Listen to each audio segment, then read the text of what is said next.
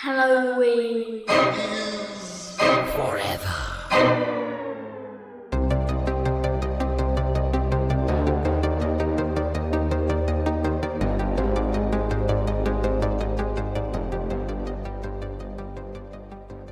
Part 2. For those of you who are new to the show, here's how this sumbitch of things works. We put out some spooky, ooky, yummy content every week here on the internet, but the first Monday of every month we do a showdown topic where my name's Brian. Hi, nice to meet you. Steve. That's Steve over there. If you're in the Discord, you can see him right now. Uh-huh. And then our Patreon subscribers, our patrons, if you will, which if you are one of them, you could be in the Discord here currently with us recording live. Each one of those respective parties select a movie associated with the topic. You say, how do you get the fucking topic? Well, hold on to your fucking britches. I'll explain to you how you get the topic. We got a big old spinny ass wheel with about a bajillion potential topics on it. Everything from genres to performers to crazy, weird, minute subgenres of horror and sci-fi, whatever. And we put them all in this spinny ass wheel. We spin it 3 times. We get 3 potential topics.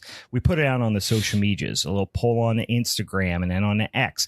And then yins actually vote and choose which one. So like this month for September, we had an option of J-horror, Japanese horror, or the Child's Play franchise, best of the Child's Play franchise, or occult horror, and y'all voted for occult horror. So here we are doing it in the wonderful spooky month of September. If you want to provide suggestions for topics, if you've got suggestions for other episodes throughout the month that aren't showdowns, or if you just want to see some spooky ooky shit on the internet, go over and follow us on all them social media platforms. It's at Halloween is Forever. You'll find it's a little pixel pumpkin guy. Steve, let's jump into your flicky. Let's talk about 2014 Starry Eyes. Yes, Starry Eyes 2014, starring another kind of up-and-coming actress, Alexandra Esso. And I believe I already mentioned this on a previous episode, but like from this film, Alexandra Esso has gone on to do a bunch of other films. She was Wendy Torrance in the Dr. Sleep sequel to The Shining. Great casting. Like she gives very Wendy Torrance vibes. Yeah, especially like when she's made up like her. Oh, I mean, even in Starry Eyes, I feel like she does a little bit. Yeah, a little bit. Like, yeah, you can see it in this film. Like when she's at her like most vulnerable points at this film, like you can see it. But like, so I think that kind of probably lends to why she was cast later on. She also like did. Yeah. And like Mia Farrow, that's just kind of like Mia Farrow, Shelley Duvall, like just kind of put upon type of feel. Right, you know? right. She also goes on to do stuff in Midnight Mass and The Haunting of Bly Manor, working with Mike Flanagan, of course. And she was also in The Fall of the House of Usher. So she's been working with him a lot. And she also has a small part in that movie that we just mentioned, The Last Stop in Yuma County. Which is, there's a lot of connections between Haunting of Bly Manor, right? Because, actually there's a lot of connections between like a few different, but really between these 3 movies in a lot of ways. Yeah. Weirdly enough. Because I believe Jocelyn Donahue is also in Dr. Sleep as Lucy Stone. So there's 2 connections. Yeah, there's 2 connections to Dr. Sleep. Like Alexandra Esso and Jocelyn have been both in Dr. Sleep and The Last Stop in Yuma County. So like they know each other and they like working with each other, I assume.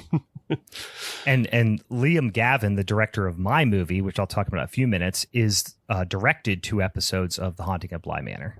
Oh, okay. So there you go. Yeah. So there's a bunch of directors or a bunch of connections. Bunch of connections all over the place.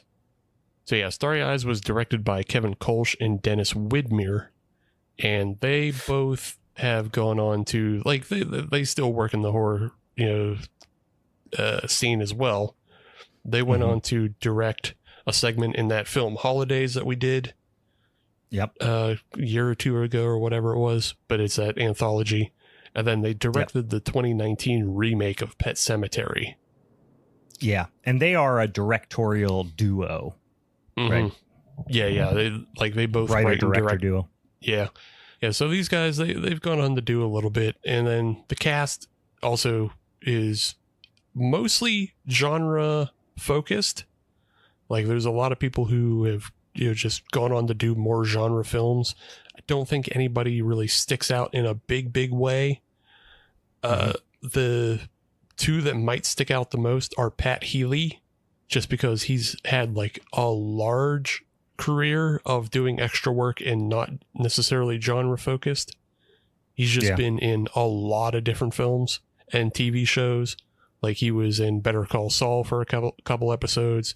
He plays like a small part in Killers of the Flower Moon. So this dude is just like a working character actor everywhere, which you can tell by the way he plays Carl, the Tater's manager. It's just like, he's a character actor, and like all of his scenes are great because you just feel that restaurant fucking like asshole in him. You just feel it. Yeah, he's got that, like, I don't know if it's like a Chicago accent, but he's got kind of a Midwestern accent too. Yeah. I was trying to think of what I saw him in genre film that I've seen him in as like a larger role. He was in another episode that we did way back, The Pale Door. We never did The Pale Door. We talked about The Pale Door. We might have talked about it. New horror type of thing or something. But I remember we talked about The Pale Door, and he was in that. But anyway. Yeah, we never did an episode on that because I don't think I've ever seen it. You might have brought it up on a episode of it's not great. Yeah. It's like a supernatural Western kind of thing. It's pretty not good. I would say it's like cosmic horror Old West. It's a cool. It's not bad. It's not bad. It has a cool premise, but a bad execution is what you're saying. Yeah, that's probably fair. I'm not even bad, just like low budget, whatever. Sure. Yeah, I mean, I also saw him in like Velvet Buzzsaw, but he's like, it's a small kind of, it's a small role, but it's not going to blow your socks off. But yeah, he's there. He's just great working actor. He shows up great and everything. Lots of credits. Like, you recognize him from something. You just maybe don't know what you recognize him from. Yeah, right. And then the other more not even recognizable, but just recognizable as a name is Nick Simmons, who plays this side character Ginkgo, but he is the son of Gene Simmons from Kiss. Oh boy, yeah. I mean, you can see it now that you say it. Yeah. I mean, he looks like him. Yeah. He looks like Gene Simmons, but he's just kind of I think he is like the epitome of maybe Nepo baby, and like what people don't like about Nepo babies is because I don't think he's ever like really nailed down a thing to do. He just does all things based on his name. Yeah. He just like that week, because he doesn't need the money, right? So he just goes in and goes, what do I want to? I'm a painter this week. Yeah. So, he just changes his profession every 6 months. Yeah, so it's like he does reality TV with his dad. He does like music, I think. I think he also just hangs around like comedians, and I think he also might hang around pro wrestlers. Like he just kind of bebops around LA, just getting into places and doing stuff. Yeah. Yep. Nepo baby through and through, it sounds like. Yeah. But whatever. Hey, when you're the son of Gene Simmons and Shannon Tweed, I guess you get to do whatever you want. You could probably, you're going to keep yourself occupied. No, Dan, Gene Simmons did not snort his royalties away. Gene Simmons is obscenely rich, and I don't think he like does anything anymore. Like, he's the most boring business person to ever live. He is nothing but business minded. Yeah, he just invests in literally everything. Like, he owns a fucking, like arena football team. You know what I mean? He just shit like that. Just licensing deals left and right. Yeah, he's the most boring businessman to ever live, and he is just as far from rock and roll as one can be. Yep, that's fair. But let's get into Starry Eyes. Sarah, played by Alexandra Esso, and she also, like Samantha, is living a fucking boring bum-ass poverty lifestyle. Like, she is also, but she's out of college, or at least didn't even go to college. She's living that big taters to bohemian lifestyle pipeline. Big taters. I'm gonna be honest with you. Freedom tots sound pretty good. I mean, I'm not gonna lie. I do want to say real quick when we get the title card. Also, I feel like all three of our well, no, not my movie, your movie, and House of the Devil have some pretty strong long legs vibes. I feel like they all used a pretty close font and color for their title sequences. Yeah, they're like, I don't think my film carries the full kind of 70s, 80s aesthetic throughout, but it touches a lot of that stuff. Because this film comes out in 2014, I would venture to say it is a little bit ahead of the game as far as using a synth soundtrack, which is a very like popular thing to do nowadays. But I think, the like the credit font is that Stranger Things font that that is basically ripped off from the pulp novels of the 70s and 80s, like the way a Stephen King cover would look like that's that font. Yeah, Stranger Things was after this, right? I don't know when did Stranger Things come out? 2016. Yeah, 2016. So like Stranger Things is definitely that like the real introduction to the normies of 80s retro is back. But I think this one hits some of those points, but it isn't a full on like trying to be a retro thing. I would have liked it more even if they tried to be more leaning towards the golden age of Hollywood, because that's what a lot of this story is about. The story is about like kind of the golden age of Hollywood, and agreed. The way people, like the way actresses were treated back then. Yeah, that might have made a little bit more sense, but I get it. They thought this aesthetic and this thing would have been quite unique at the time, which they were correct, right? Yeah. It still works, and like for a small budget indie film with at the time, I don't think anybody would recognize any of these people. So this was like an indie film that could, it broke out and obviously helped the careers of many of those involved. Yep. But we just get a breakdown of Sarah's lifestyle early on. It's like she's working at this place called Big Taters, which is basically a Hooters but for potatoes, which is just it's very stupid and funny, but it's a great kind of world building setup. And we get introduced to her like lech of a manager, Carl, who like makes a comment as she's leaving the kitchen at one point, and he's like, "Pedro, where's she hiding it all?" And she walks around in skin tight, like cheetah pants.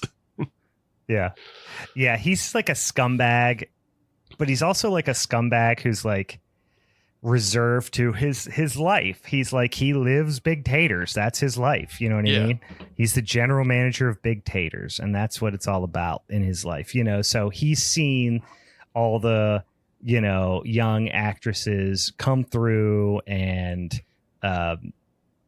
with big dreams, and they end up at Big Taters, and he's just he's seen that fail time and time again, so he just kind of chalks her up to another one of those.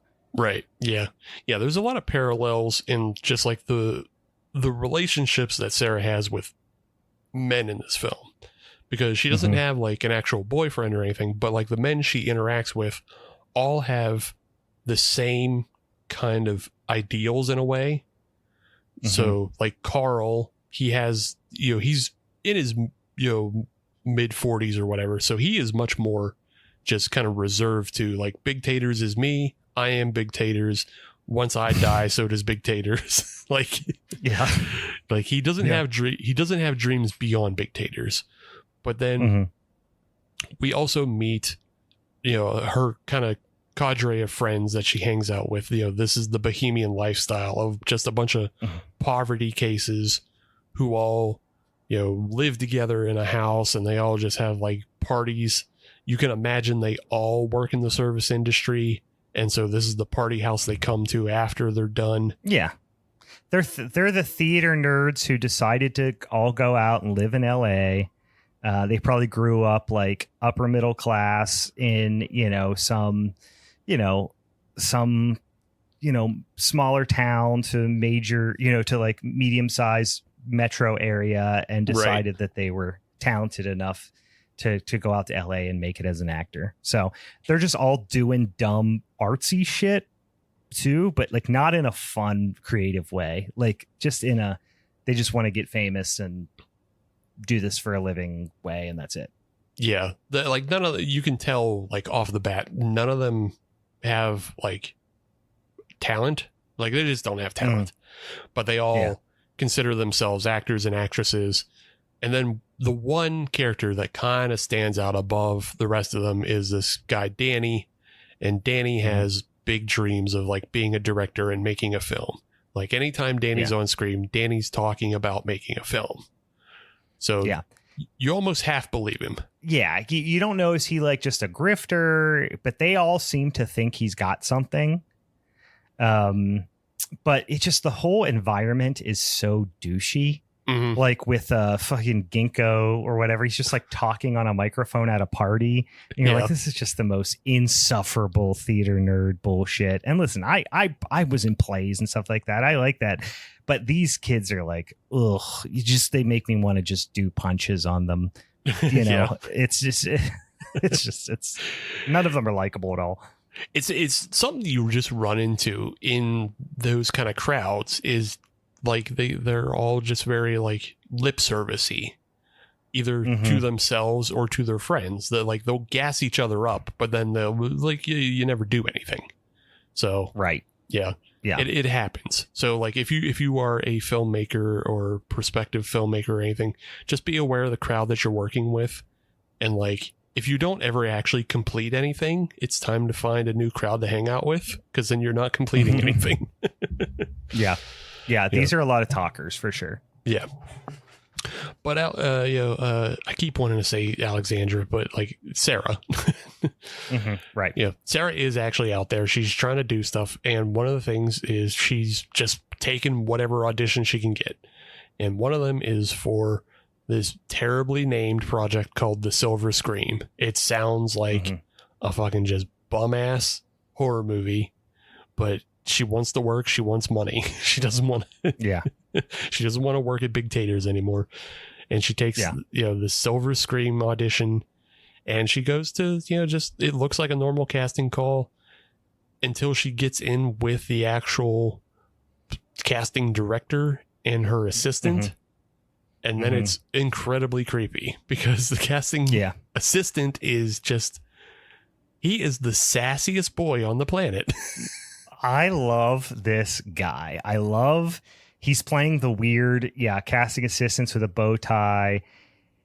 He's making some big decisions. He's just straight Looney Tunes, and I love it. Which he's playing the big to the casting director's little, who she's just like the Trunchbull from Matilda, except for she barely says a word. Right. And then you've got the super flamboyant, extremely catty assistant just saying the most insulting shit. And I just love this character. He's my favorite character in the movie by far.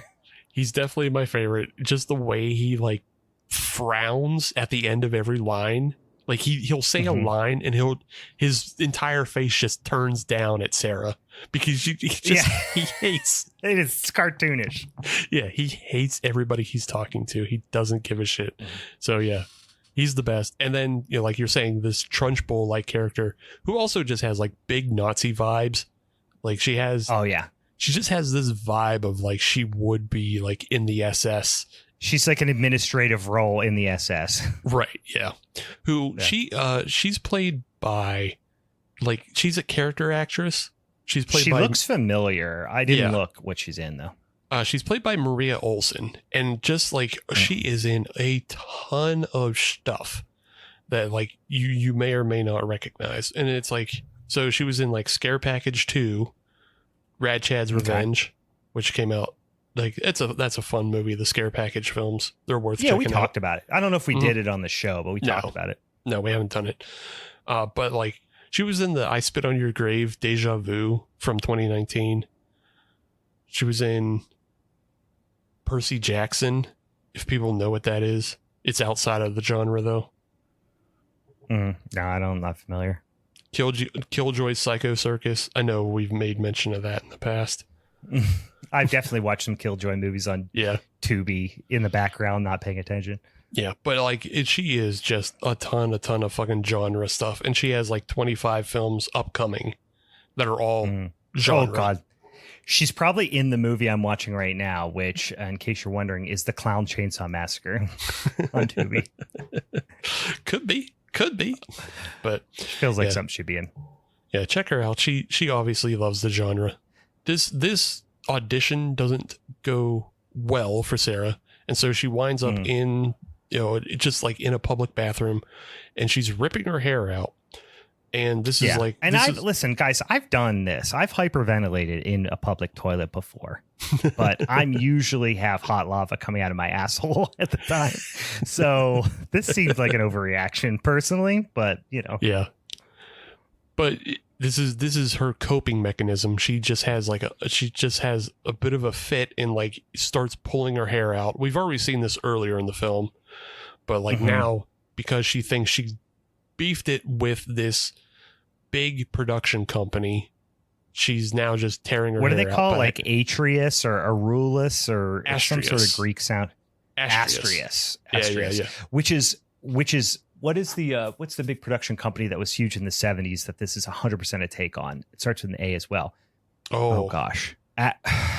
It's on the tip of my tongue. I'll look it up.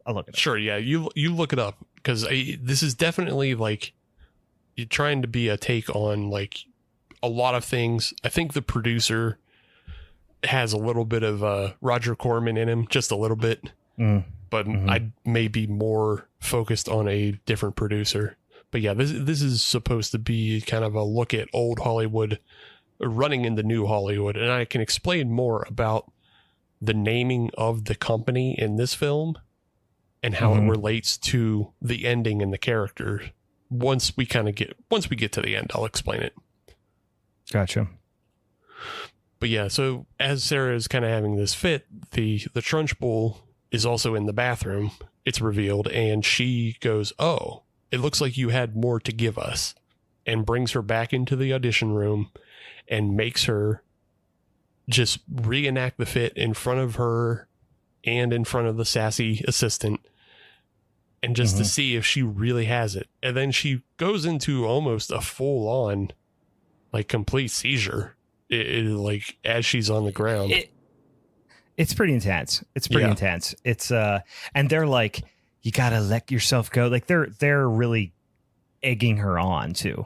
Yeah, and I read in like the IMDb trivia, and I didn't put it together because I haven't seen the movies close enough in like time to each other.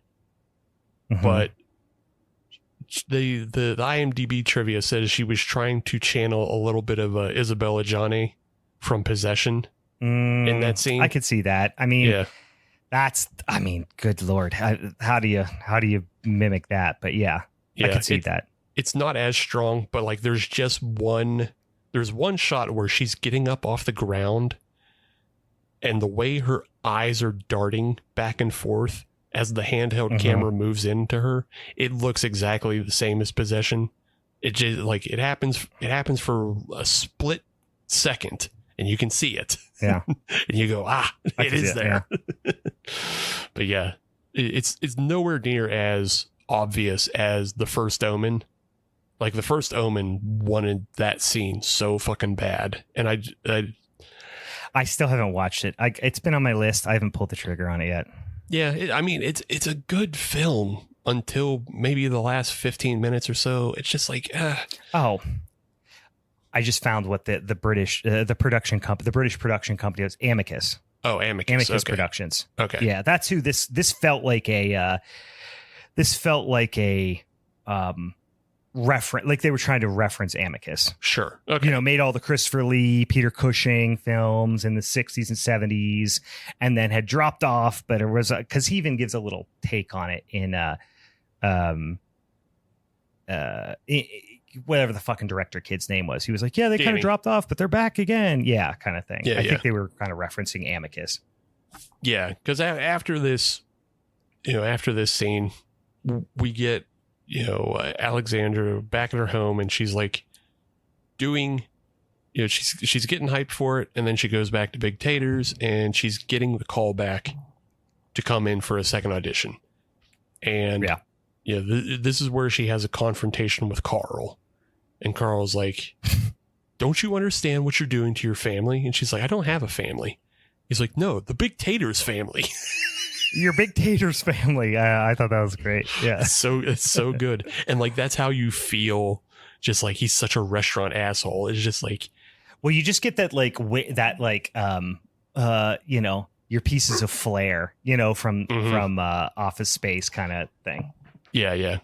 I also personally have had a manager like this, not at a restaurant, but at just at a different business. And he took Carl kind of makes sense because he owns Big Taters and it's his big dream. Mm-hmm. I had a manager that just worked for like a national chain company, and like he was just a manager of a warehouse, and he acted like this. It's like, dude, they don't love you. Shut up. Yeah, I remember when I worked at Bob Evans, I had like an assistant manager at Bob Evans, when I was like a waiter and cook at Bob Evans in high school, that was like really, really bought into the corporate culture. And we were all like, you fucking dork. Meanwhile, we're like sneaking up the fire escape onto the roof to get high. You know what I mean? Right, and he's like, you got to live by the Bob Evans code. And we're like, shut the fuck up, dork. Yeah, shut up, dork. Like, they we're don't love pissing you. in the soup. Like, yeah, they don't love you. What are you trying to pull off here? Like, we are not family. Stop trying to personalize everything. This is a job where I make $10 an hour. Fuck off. Oh my God. Yeah. I barely was making gas money out to fucking Cranberry. It was like, literally, like, one of these days I'm never going to see you again, and it's going to be awesome. Yeah. But yeah, so Carl just, anybody who's ever worked kind of blue collar just knows a Carl at some point in their life. But yeah, Sarah moves on. She goes to her second audition, which is much more weird because they have her in a dark room during just like a fucking crazy. It reminded me of a Star Trek Next Generation episode where Picard had to determine the lights. He's like I think it's under Cardassian interrogation, and they're like trying to brainwash him and tell him there's only 3 lights, and he's like, no, there's 4 lights. If you're a Star Trek fan, you get it. But she's doing that. So that gotcha. Yeah, it's like they go in and it's like shut off the lights. She goes in pitch black. First of all, don't do that. But then she goes in, and then they're obviously taking pictures of her because all you're seeing is just the flash. Mm-hmm. The flash bulb. Great visual, by the way, and the editing to the scene, the sound design. This is just a fucking great scene, to be honest. Yeah. The best scene in the movie, as far as I'm concerned. Like even the difference in her body language. Well, I'm getting ahead of myself, but they are like, fucking take your clothes off, basically, and it's a pretty harrowing scene. Yeah, like she is very nervous, obviously, at the start of this scene, mm-hmm. but then she just kind of falls into it and like allows herself to be taken over. And as the scene goes on, the flashing gets, more intense. The cutting and the editing is more intense, and just, it starts a little bit hidden, and it remains hidden for the most part. But like, you see little flashes of her with like sharp teeth, or her with blood on her mouth. Something's there with her. Yeah, something's there. Yeah. And so like, it's, what you'll come to learn is like, they're vetting her as like mm-hmm. a possible, occult vessel. We'll get into it, but mm-hmm. like, they're vetting her, And like through this process, like we see it. So obviously they see it. And so they see like she has something in her. She has what they're looking for. Yeah. This movie and House of the Devil are very heavily influenced by Rosemary's Baby. Mm-hmm. Like they both have that very, very similar theme, and the whole ultimately the vessel thing. And it's weird because when we talked about this movie, I've seen this movie before one other time, but I was actually getting this movie confused with another movie that is very Rosemary's Baby like, and I took a few minutes to try to find it. I can't find it. It's from the last decade, but it's about a girl who moves into a apartment complex, and the apartment complex is kind of its own little cult environment. And then they lock her in one of the rooms and like torture her for a period of time. I don't remember what it's called. Maybe somebody in the Discord does, but I tried to look it up. It was a smaller movie. I think it might have even been like a Shudder exclusive or something that came out in the last maybe 4 or 5 years. Maybe not. Maybe it was more than that. But I was actually getting part of that confused with this, like in my head before we rewatched it. Yeah. But they are of the same ilk still. It's that very Rosemary's Baby vibe, you know. Is it the movie 1BR, One Bedroom? Oh, yeah. It is. That's it. 1BR. Yeah. It sounded familiar, and then I looked it up, and it says it's about a woman moving to Los Angeles, which is how you could easily get it confused. Yeah, you're better at Google than me. Yeah, 1BR from 2019. This was, I think this was on Shudder or something. But yeah, you can find that out there. It's a similar. I wouldn't say it's as good as this movie, but it's a similar situation. It's a similar vibe. 1BR. Yep. Yeah, that sounds closer to Rosemary's Baby than this film, but I think you're right. Like that one is very Rosemary's Baby because of literally the new physical environment and stuff. But yeah, they all kind of are of the same ilk. Yeah, but yeah, this one, you can see some of that in there in this one and in your film. Like I think my film has a little bit more of the conspiratorial element to it, especially as it's revealed at the end, the same way Rosemary's Baby reveals like the big conspiracy of like, oh, it's everybody in the building was working against her. And like then in this one, everybody in old Hollywood comes out for her at the end of this film. So yeah, but yeah, I think they all have kind of that little twinge in it, and that's all occult stuff anyway. Except for mine. Yeah. Except for mine. Yeah. Yours is different. Yours is different, but not much. It's a thing and a thing. Just plant that seed. Just plant that seed. That's all. Yeah. Yes. Yours is much more boring. Shut up. You're full of shit. No. All right, good. But yeah, so after the second audition, though, Sarah's feeling herself, and she comes back to, again, her friends are just bum-assing around. They're swimming in the pool and, just doing jump photography for Instagram. And the dynamic I like, which happens at all of these party scenes, is there is a girl, Erin, and Erin is also trying to be an actress, and Erin is the crab in the bucket.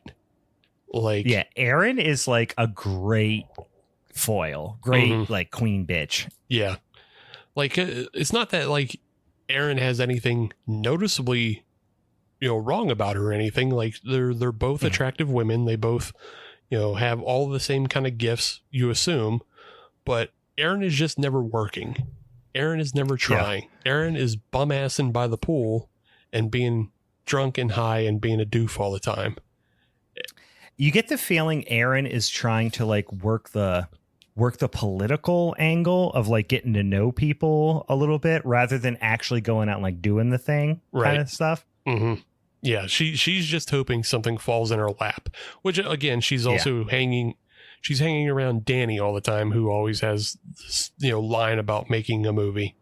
So like, you assume she's going to wind up in Danny's movie at some point if he ever makes it. But in the meantime, what Erin's going to do is anytime something good happens to Sarah, Erin is going to find a way to deflate that balloon and put a hole in that. And like, you're just trying to drag her down.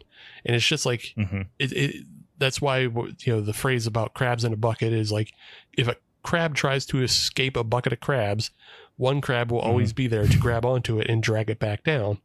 And like, that's what Aaron and the other girl, I think is Ashley, like they're trying to do, because they don't want to see anybody actually succeed, you know, because then that means they have to stop partying too. And it happens again, like after the pool scene, like Sarah gets a call back for her final meeting, and, you know, she overdresses and they, you know, make fun of her for that. And she's like, she just blows it off because now she really thinks she's really going somewhere at this point. Yeah. And she goes to the home of the producer, and this producer is old world slime. Like he is.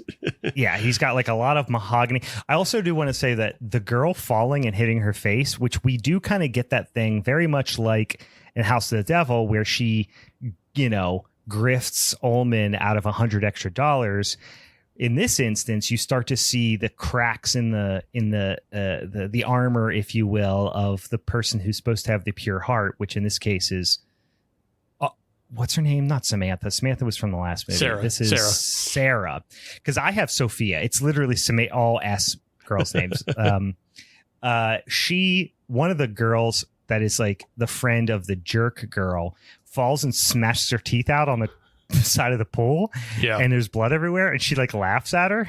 I was like, oh, that was kind of funny. Yeah. But then her friend is like, oh my God, like what are you becoming, kind of thing.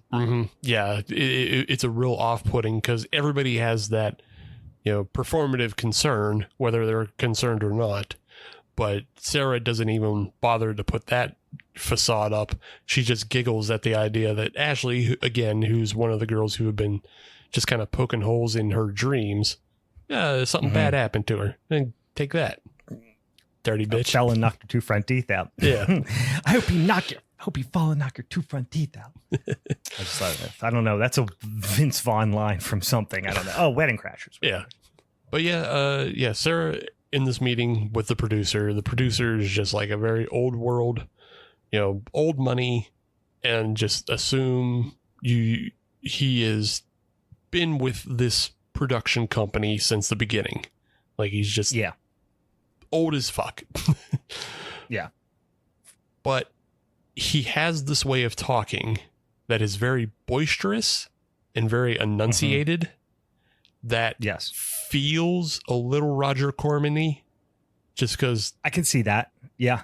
Just a little bit. It's not enough for me to say it's like a full Corman, but like when he does the monologue about your face is going to be on a poster, and that poster is going to be on a wall, and that wall is in a lobby, and that lobby is in a theater, and the theater has a marquee. Like that. Yeah. Something about that feels Corman. I don't know why.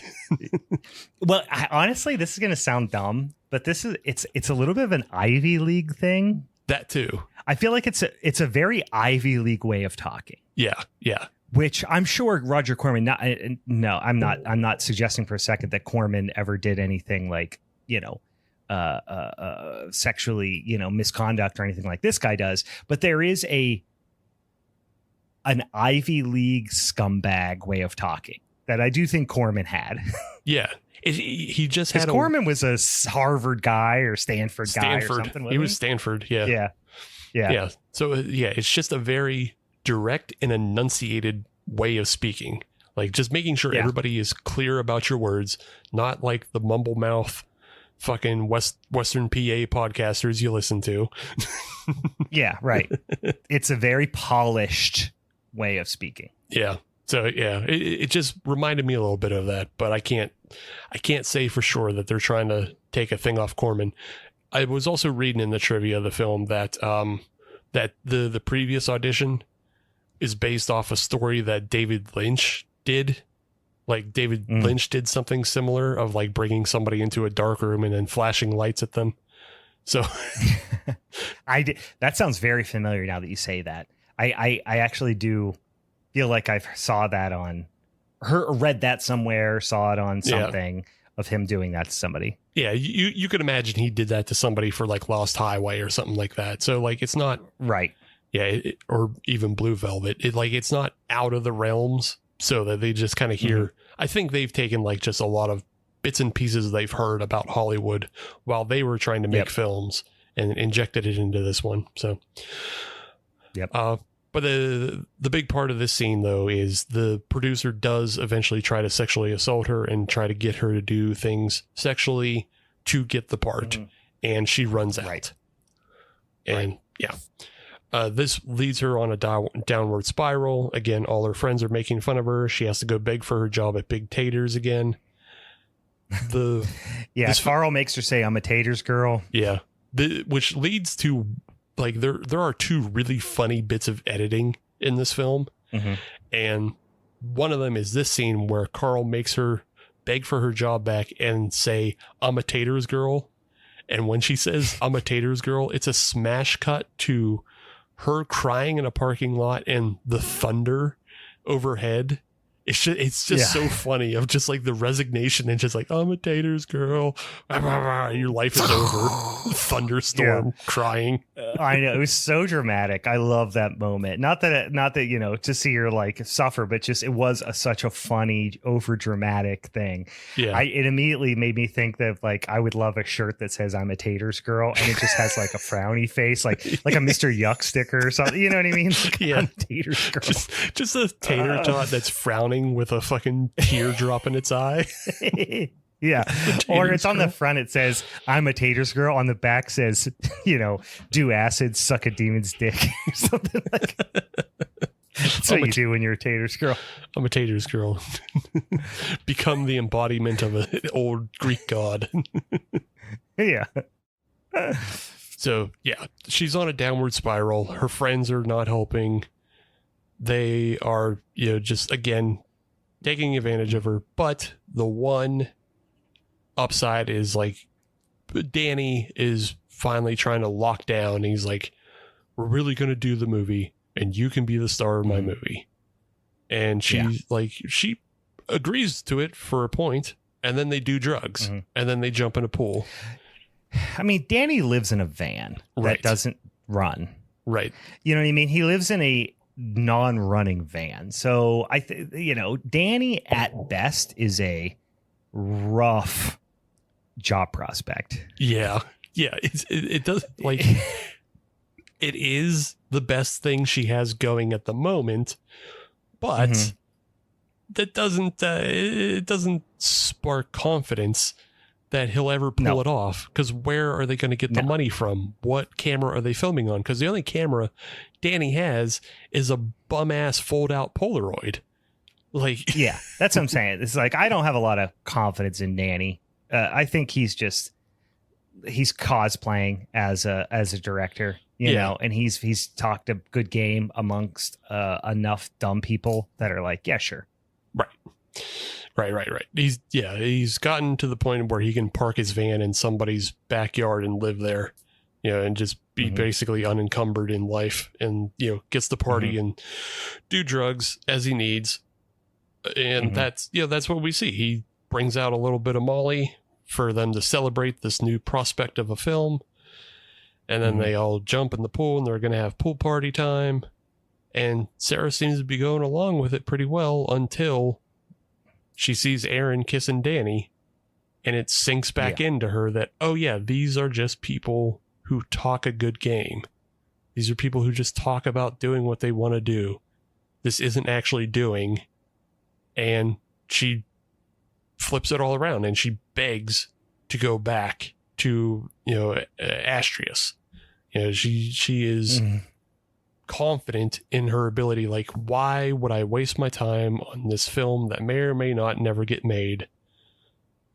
I'll just suck this old man's dick and then be the star of a film. Yeah. Said Dan in the chat just said I wear that shirt while handing out candy to trick-or-treaters that just says, "I'm a Taters girl. Suck it," you know, "Do Molly, suck a demon's dick." Yeah. Or just 2 bowls at trick-or-treat time. One of candy, one of Molly. Hell you yeah. know? One is you have a cool, chill night, go to bed early.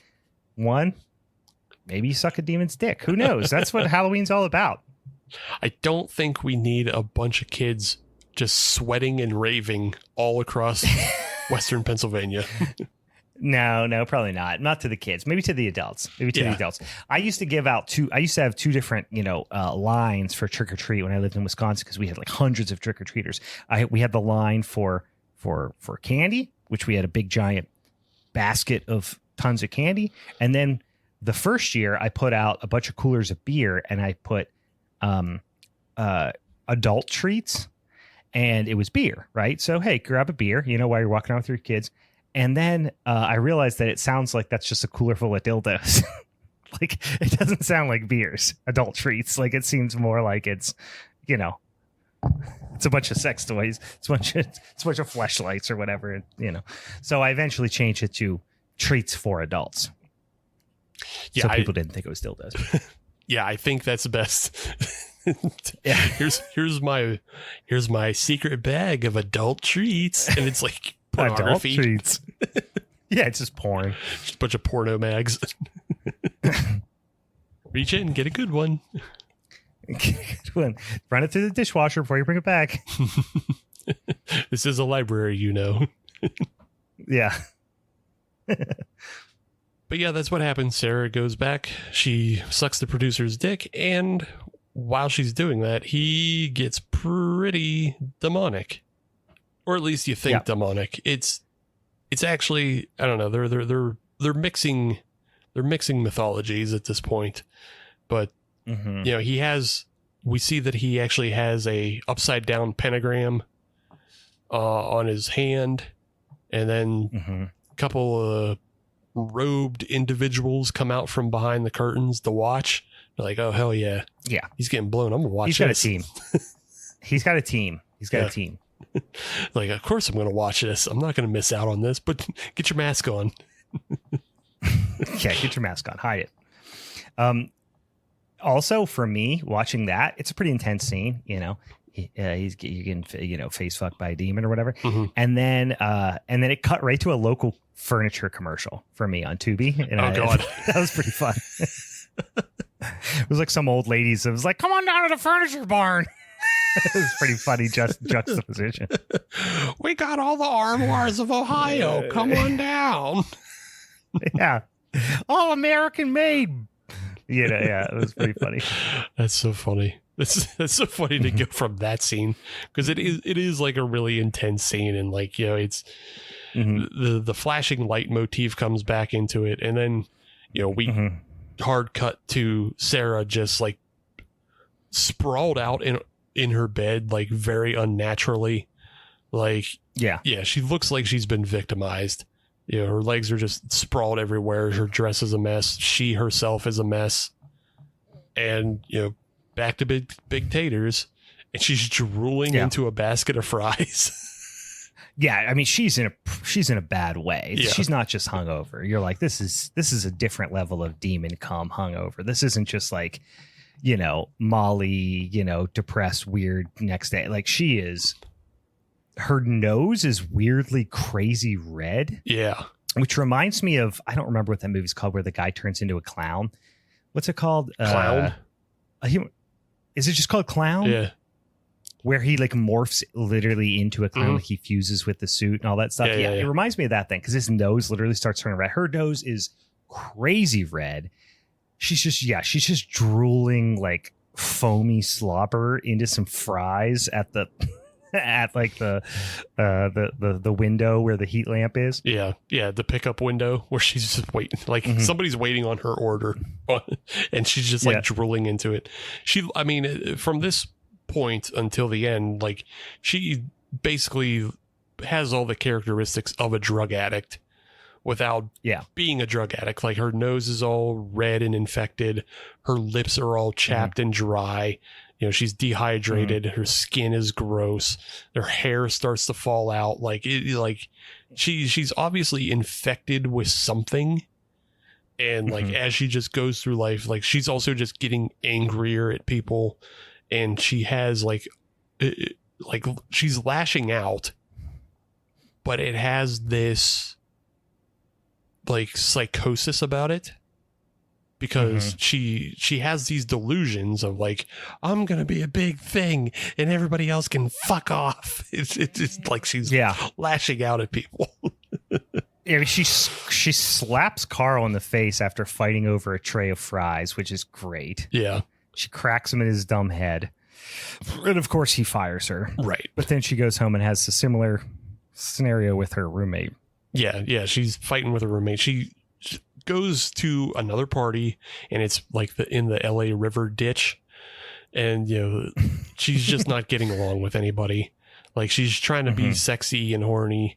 And then her friends aren't letting her be sexy and horny, so she fights with them. Like, it's like it's like drugged up, behavior, but you don't know like what's going on in her brain.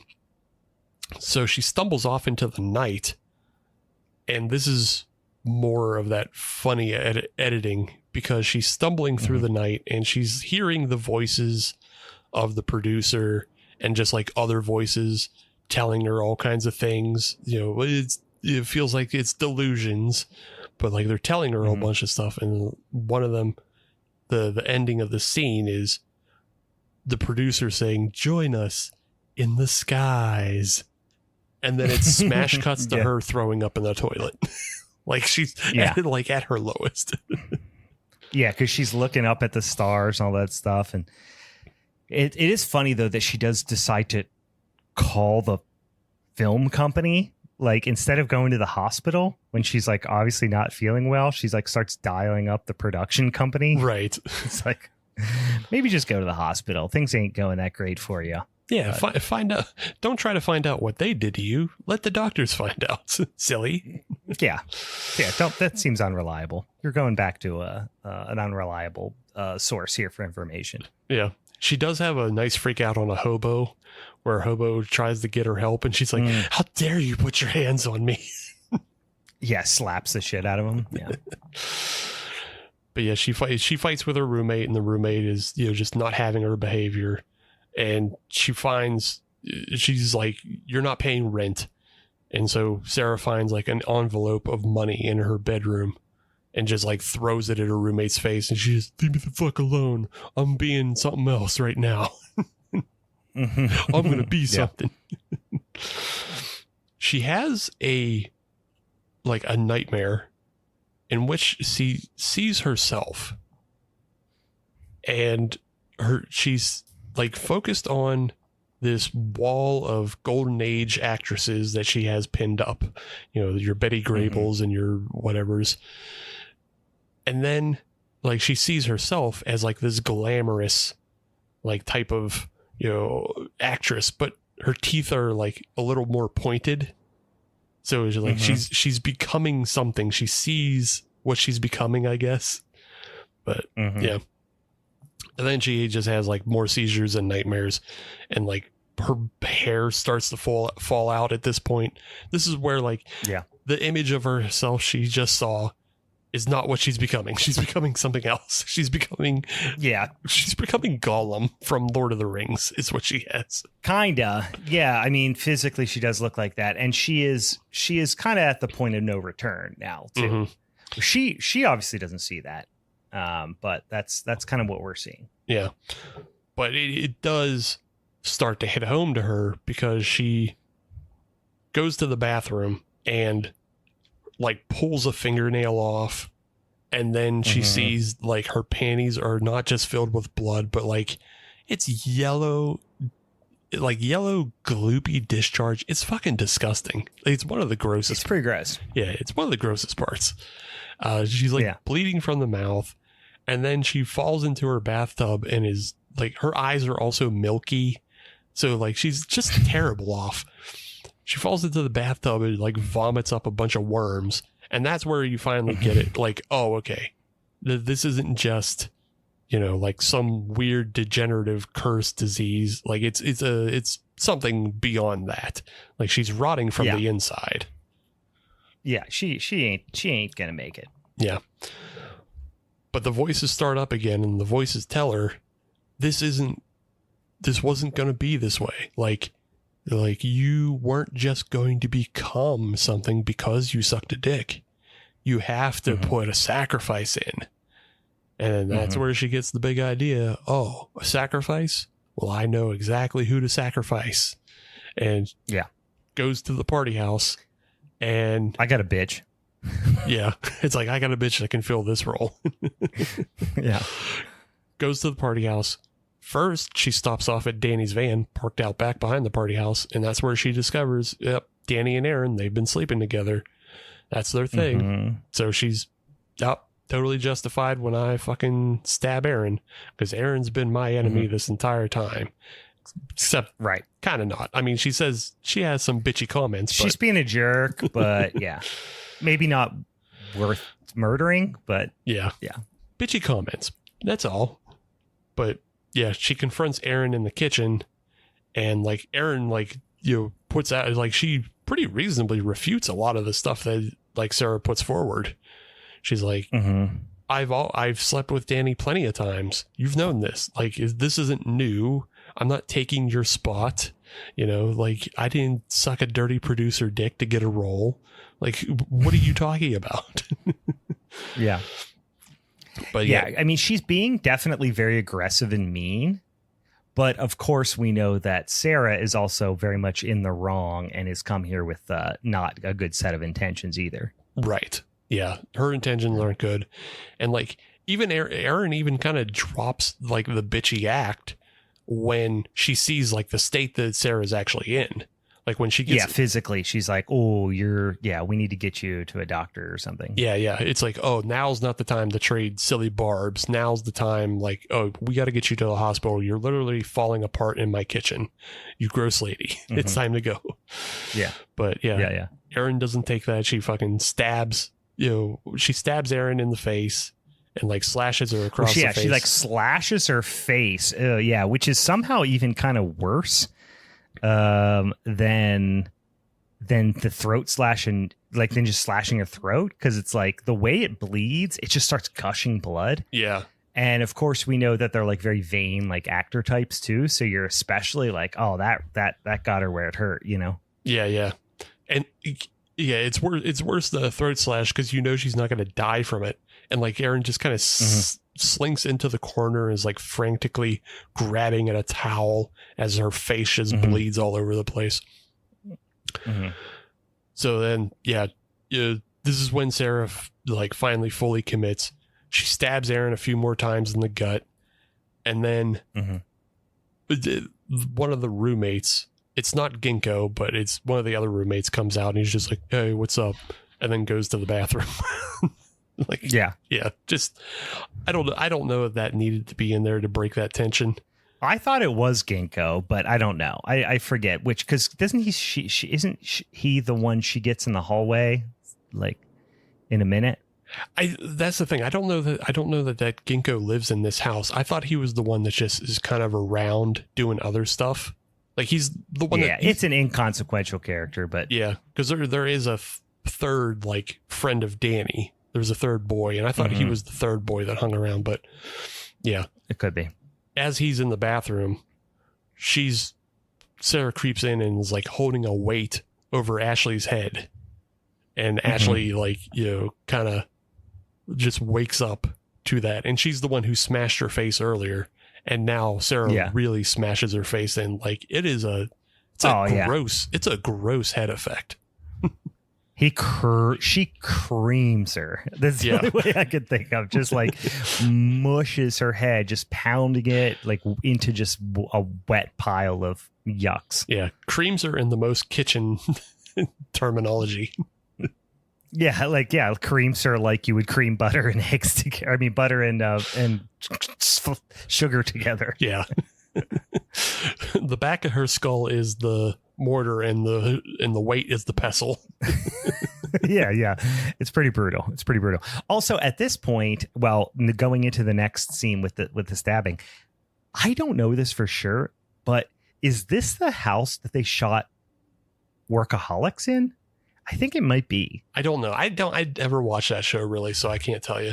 But it really could be. I've watched Workaholics multiple times, and I think this might be the Workaholics house. Sure. I'm not 100% on that. Why not? But yeah, Sarah goes on. She stabs that guy who went into the bathroom.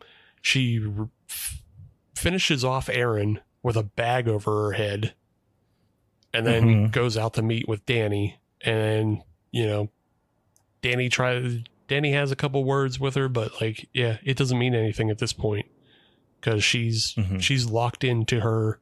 I'm moving on, and I'm moving on without all of you. And she guts him, and from like the shadows, all those robed druids or whatever they may be, they show up again, and it's like they've been watching the whole time. Mm-hmm. Yeah, they've been chilling. Yeah, they've been hanging out in the periphery.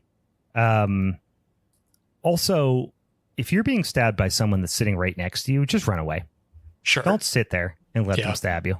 Yeah. Just a word of the wise. Just a little survival tip for you. Yeah. Try to get away. Don't sit down just in the dirty. Do something. Don't sit down in the dirty van seat that's been taken out of the van that you live in. Yeah, and just be like, why are you doing it? And just sit there because it's probably going to continue doing it. Yeah.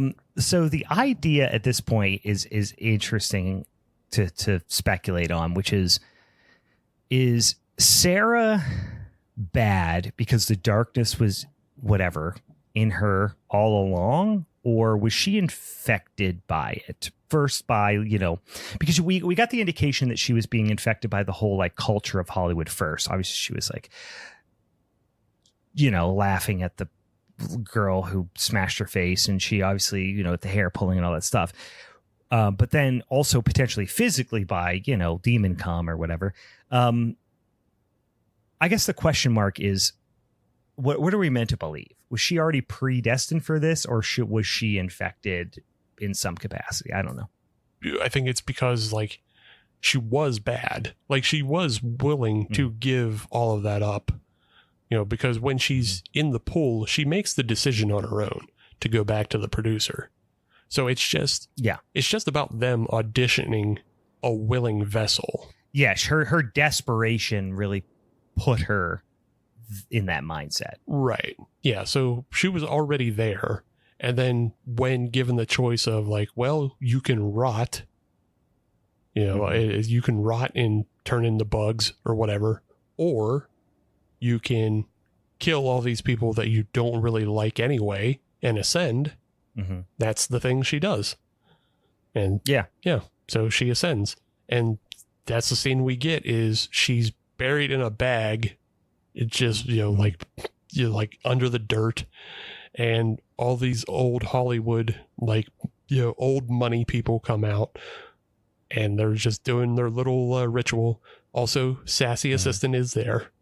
So he is there. Yeah. She's basically put in like one of those bags that you put your turkey in at Thanksgiving if you're planning on cooking it way too long. So it'll stay moist. Yeah. She's in a keep moist bag.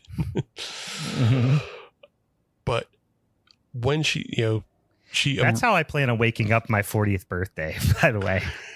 Like naked, bald, buried in loose dirt. Yeah. And that's how she comes out. She comes out naked, bald, covered in blood and mud, and she is reborn. And this is where the kind of lore comes. If you're looking at this on the surface, it just feels like kind of demon possession or whatever. You don't have to look too hard into it to get that anyway. But it is actually Greek mythology that they're playing with a little bit here. Okay. So the company's name is Astraeus. And Astraeus in Greek mythology is the god of the stars. So. Okay. Well, there you go. He's the god of the stars. He's also the father of Astraea, who is known as the celestial virgin. And Astraea is apparently the last god who interacted with humans in the Golden Age, and upon her return will usher in a new Golden Age. Ah, fun. So you can take all that and you can apply it to Hollywood terms. Astraeus is god of the stars, and then when Astraea returns, she ushers in a new Golden Age. So it's a new Golden Age of Hollywood where we can assume Astraeus, we've been told that Astraeus, the production company, is failing. So like they're just looking to rebuild their rebuild their kingdom by bringing back Estrella. Yeah, do it back in the day like they used to. Yeah. And so Sarah goes home and she like has this moment with her roommate Tracy, and she has like these intense emerald like eyes. Yeah. And she just draws Tracy in, and she's like, Tracy, come lay with me. And Tracy's like, I don't want to do that, but then does it anyway. So like she just it's a thing that she had the power to do now. Yeah. To just like she can suggest and control people. And so like that would obviously work to the benefit of somebody who's a film star. Yeah. And she like, I don't know. I'm not sure what she does to her. She either sucks blood out of her mouth, spits blood into her mouth, bites her tongue off. Like, I'm not really sure what we're meant to believe she does to her friend. I think she hoovers out her insides is what we get. Oh, she thinks she's slurping her out like a spider. Yeah, she's just sucking her down like a Capri Sun and just getting as much like that's why like so much spills out down the sides. Like she's just taking too much. Yeah, could be. I like that. Yep. And then she does a little dress up, and she dresses up like how she saw herself earlier in the film, and it's cut against again all of these pictures of the film stars from the 30s, 40s, 50s, and 60s. So, yep.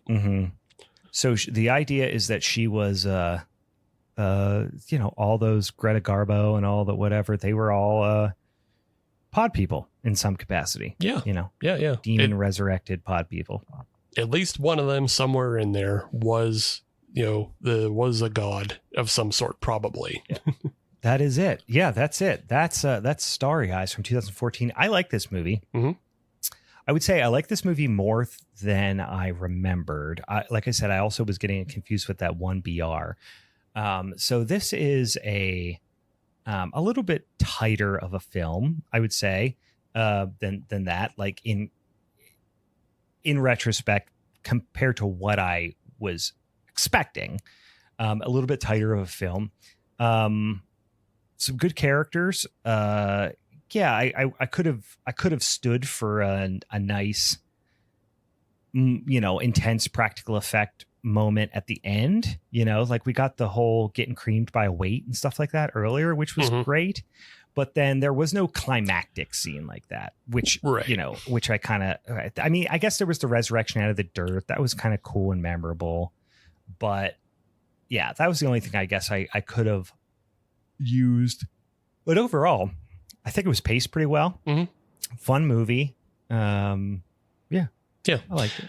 Yeah, I feel like the scene with Tracy at the end feels a little tacked on, but also at the same time, I do think it's a little better than had they just like ended on her hands coming out of the mud as she reemerges, because that would have felt more vague and too similar to. That would have been pretty abrupt. Yeah.